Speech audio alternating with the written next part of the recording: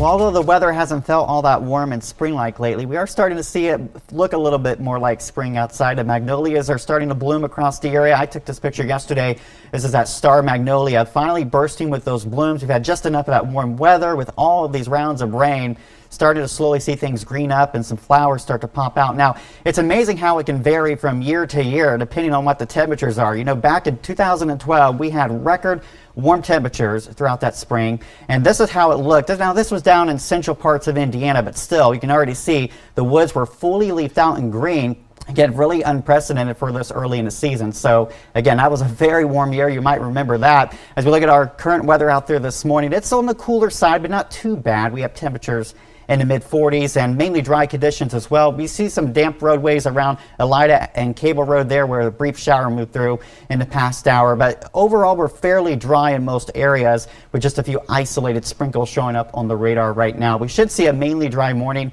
And as we head into the afternoon, a slightly better chance will come our way for a few showers. Now, these showers that we're seeing they're all being driven by this low pressure system that's very broad and a very cold pocket of air above us the next couple of days. And that temperature is going to continue to drop as well as the system continues to dig closer to our area. A few isolated showers this afternoon. And as we head into tomorrow, we continue to see more spokes of energy rotating through with more in the way of those showers possible. So here's a closer view. Again, this morning, just a couple isolated showers possible. There's 11 a.m. A little bit more of that activity as we go into the afternoon, but still not going to be all that numerous out there. So I do think if you have outdoor plans, most likely you'll be okay. We'll see temperatures in the lower 50s for that high. And as we head into tonight, we're fairly dry outside of a stray shower or two.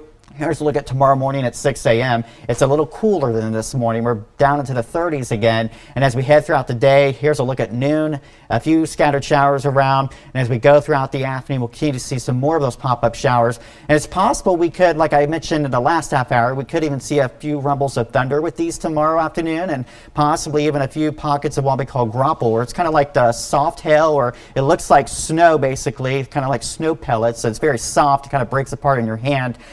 You know, we could see some of that activity tomorrow. So a little bit of a wintry-like mix with some of that rain because the air above us is going to be so cold. And then by Friday night, early Saturday, we just talk about mainly snow showers with those temperatures just barely above freezing. Saturday morning, it's not going to be pretty out there. It is going to be cold and gloomy. We still see some of these shower chances linger. I think a lot of this will taper away by about 2, 3 o'clock on Saturday. The system will finally start to pull away. A chilly day, only 44 degrees for our Saturday, but by Sunday, we're back to some sunshine.